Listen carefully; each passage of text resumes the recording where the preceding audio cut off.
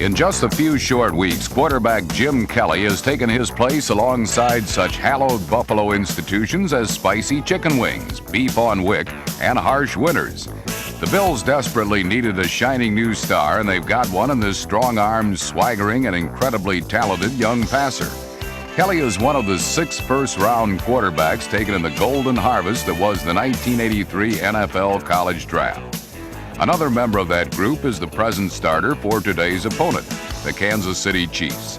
Todd Blackledge led Penn State to a national championship and now has been handed the leadership role in Kansas City with the hopes that he'll get similar results. So far, Todd isn't doing too badly. The Chiefs have won 2 of their first 3 games to keep them in the running in the powerhouse AFC Western Division. Last week, the Bills equaled half their win total of 1985 when they defeated the Cardinals for their first victory of the season. So it's a battle between 2 young quarterbacks who hope to lift their struggling teams into contending status. From Rich Stadium, it's the Kansas City Chiefs and the Buffalo Bills in the NFL Game of the Week.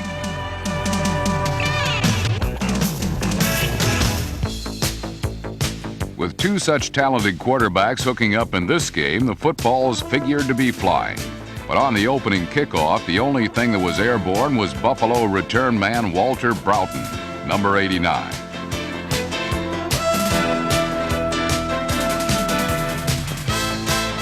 Chiefs special team ace Jeff Smith was the man who put Broughton into orbit. But then the Bills' Jim Kelly unleashed a flurry of flying objects that helped take some of the sting out of the Chiefs' game-opening hit.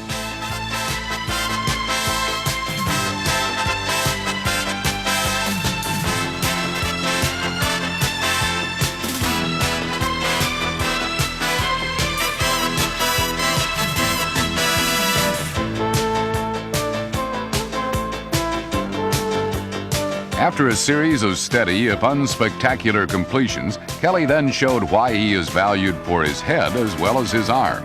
In an obvious passing situation down with 3rd and long, Kelly read a KC blitz and audibilized right at the line. The result was the easiest touchdown the Bills will probably score this season.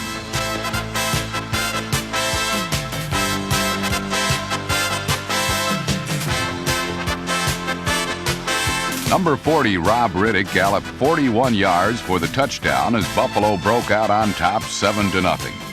A second look shows Kelly abandoning the shotgun formation when he saw too many angry Chiefs on the line. Once Riddick slipped through the hole, there was no one left to take him down.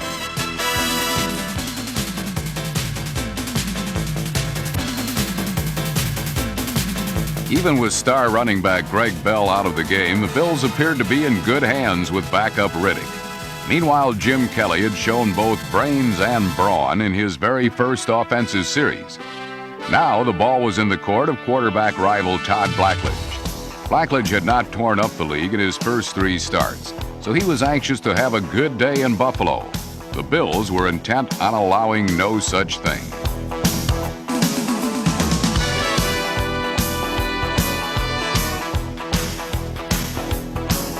Buffalo gave Blackledge a love tap or 2 and also had some early success stopping the Chiefs' running game.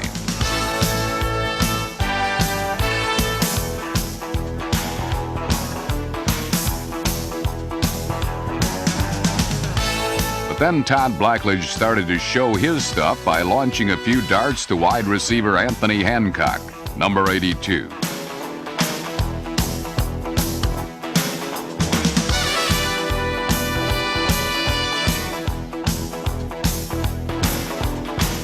Eventually, the Chiefs were at the Buffalo goal line, but the obviously improved Bills defense would not let them get into the end zone.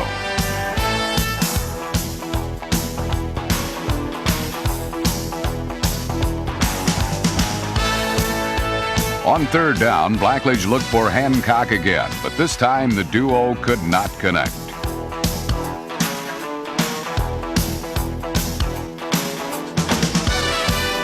The Chiefs settled for a Nick Lowry field goal, and as the first period wound down, the Bills were ahead in both the Kelly-Blackledge duel as well as on the scoreboard.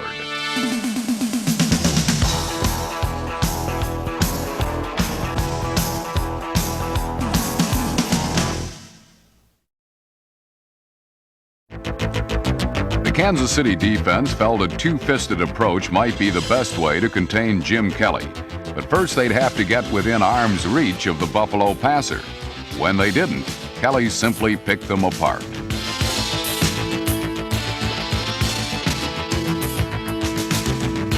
At the end of the first period, the Chiefs finally did meet up with Kelly. However, the powwow took place after Jim had let go of the football. Kelly did not take too kindly to Kansas City's treatment, and things got worse on the next play when the Chiefs knocked him out of the game with an arm injury. When replacement Frank Reich stepped in, the nasty treatment continued.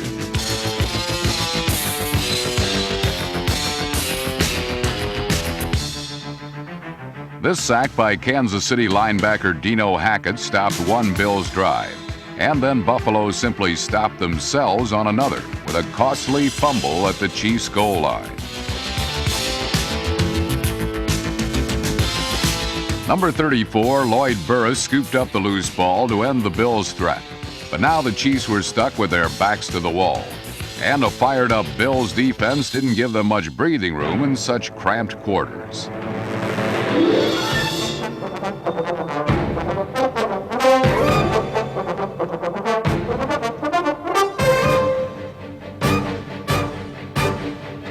One of the ringleaders of the Buffalo surge was number 78 defensive end Bruce Smith, who closed out a very fruitless Chiefs series by sacking Blackledge for a big loss.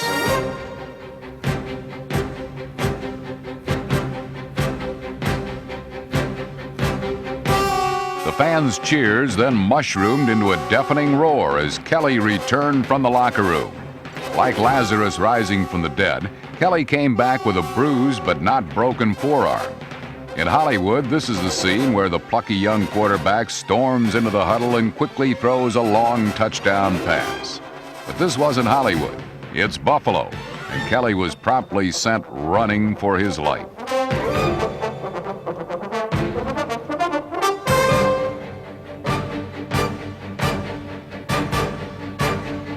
On his next try, matters grew even worse as Kelly turned the ball over to the opportunistic Chiefs defense. Dino Hackett made his second big play of the half by heisting Kelly's pass. Now Todd Blackledge had a chance to put the Chiefs on top for the first time in the game, and that's just what he did.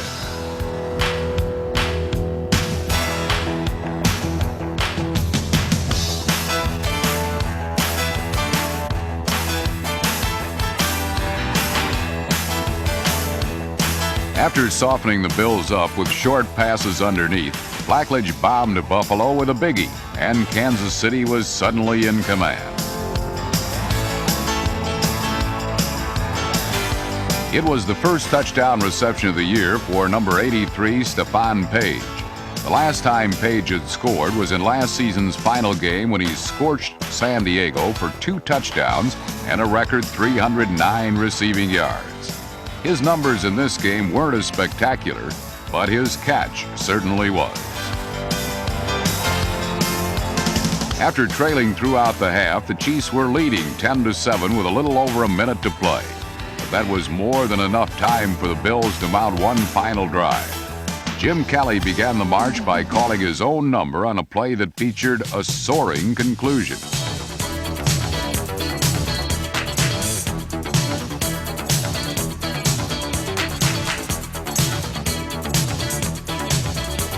Rookie running back Ronnie Harmon, number 33, Buffalo's first-round draft choice of 1986, picked up some yardage out of the shotgun formation, then stepped aside as Rob Riddick added on another sizable but painful game.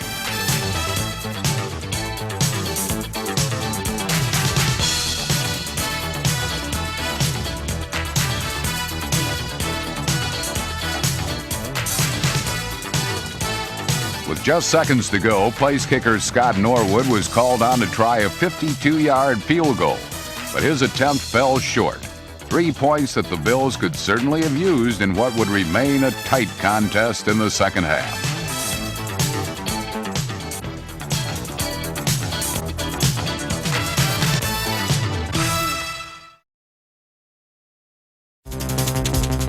Todd Blackledge had his Chiefs ahead 10-7 as the second half began. And the fourth-year quarterback went back to the man who had given Kansas City the lead, wide receiver Stephon Page, number 83.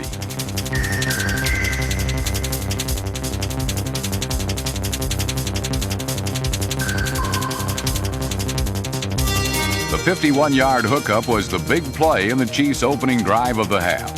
But the promise of another score ended when running back Boyce Green poorly executed the option pass, resulting in an end zone interception by Martin Bayless, number 43.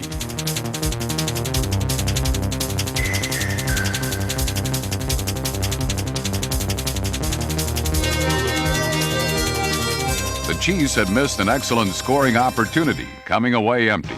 And now the momentum would shift to the Bills and their quarterback, Jim Kelly.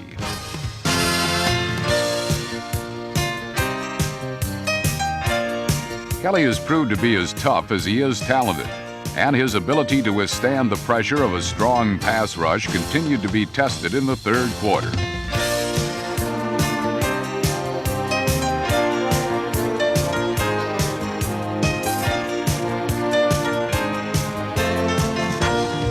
Kelly's pain was clearly evident, but number 12 shook it off to lead the Bills on a scoring drive that featured short passes to a variety of different receivers.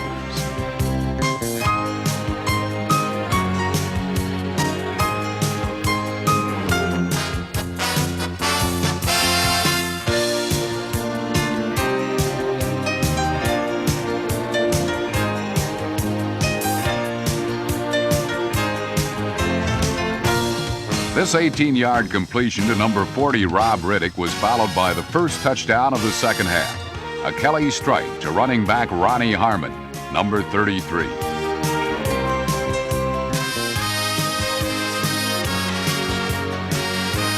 Kelly had marched Buffalo down the field in 9 plays, covering 80 yards. 5 of the plays were pass completions, as the Bills' first-year quarterback demonstrated that he can be efficient as well as spectacular. Another look at the score reveals Kelly's strong and accurate arm as he drilled the ball through the Chiefs' defense into the hands of Harmon.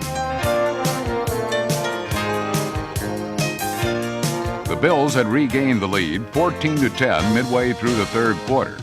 This team in this town, frustrated by consecutive 2-14 seasons, was thrilled to be following the lead of a confident and talented quarterback named Kelly. Kelly's heroes filled Rich Stadium, and their man was not about to disappoint. Kelly had the Bills in control of this seesaw game, and he was looking to add to Buffalo's 4-point advantage. He went back to the short passing game that had been so effective on the last drive, and he got support from receivers like Chris Burkett, number 85.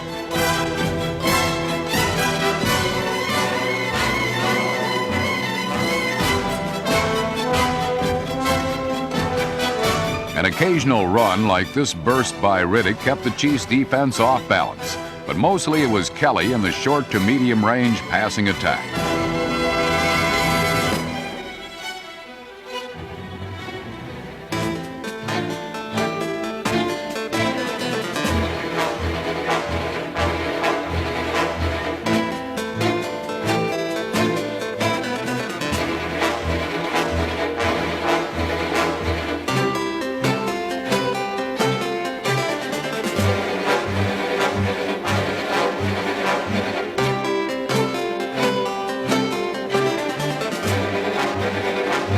Five more Kelly completions and Buffalo had the ball again, deep in Chiefs territory.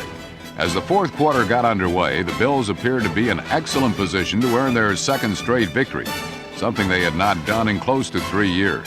But this time they would not get in the end zone and had to settle for a Scott Norwood field goal of 32 yards.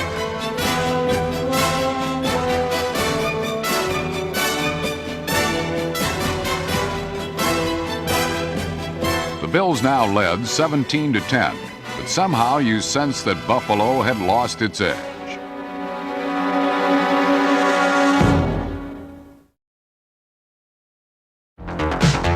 Kelly had Buffalo in position to win, a 7-point lead with just over 12 minutes remaining in the fourth quarter. In his quarterback duel with Todd Blackledge, he had clearly taken charge. The question now was, could Blackledge, in a very big game for the Chiefs, bring them from behind and show himself to be the kind of winning quarterback all true contenders must have? It was not Blackledge, but an unlikely performer, running back Boyce Green, number 40, who turned in the key plays on a Chiefs drive that would take them to the doorstep of the Buffalo end zone.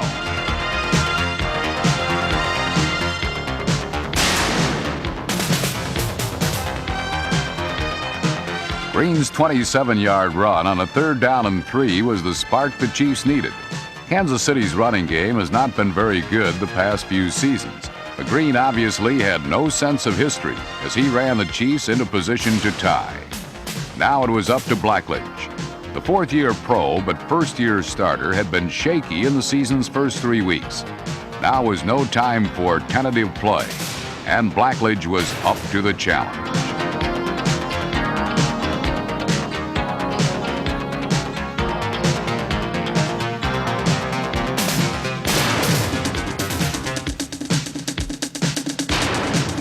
The perfect throw to recently signed tight end Paul Kaufman, number 84, tied the game at 17 with just over 4 minutes remaining in the game. The Chiefs had gone 72 yards in 13 plays. Blackledge had responded to the pressure.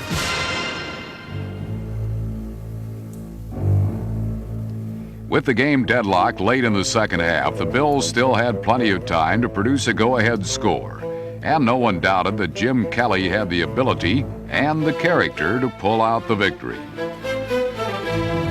Kelly wasted little time as he dropped back to fire on the first play of Buffalo's possession.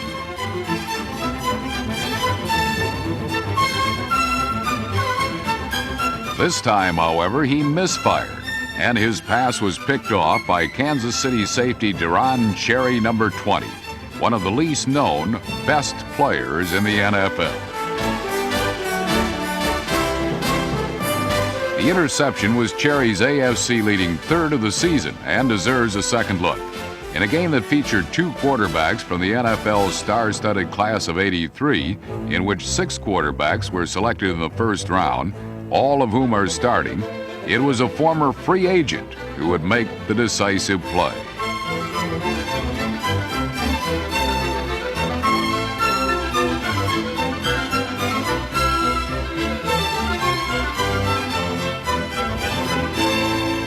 No defensive back in the NFL has intercepted more passes than Cherry over the last 4 seasons, and few have been more important than this one. Cherry's pick set the stage for the NFL's most efficient place kicker, Nick Lowry, and the league's most accurate kicker of all time calmly drilled home a not-so-routine 48-yarder.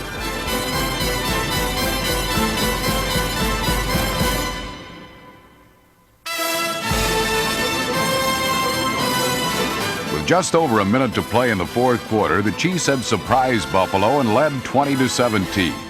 Would there be magic in the arm of Jim Kelly, or would the Bills suffer yet another tough loss? Kelly marched his team up to the line of scrimmage one final time on this beautiful Sunday at Rich Stadium, hoping perhaps that wide receiver Andre Reed could share in a Buffalo miracle. But no miracle would be forthcoming.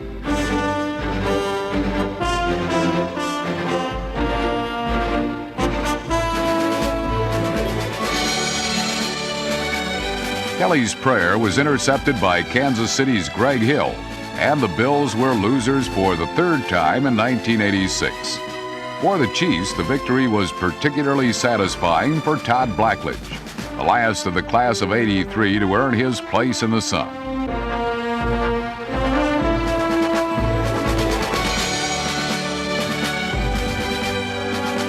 Blackledge has yet to perform like classmates Elway, Eason, O'Brien, and Marino, or receive the attention of Kelly.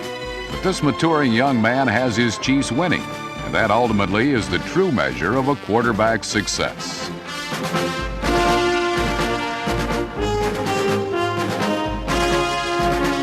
Not only did the Chiefs win their 3rd game of the season, they shattered an 8-game road losing streak. This week they're home to face the Raiders in what will be their toughest test of the young season.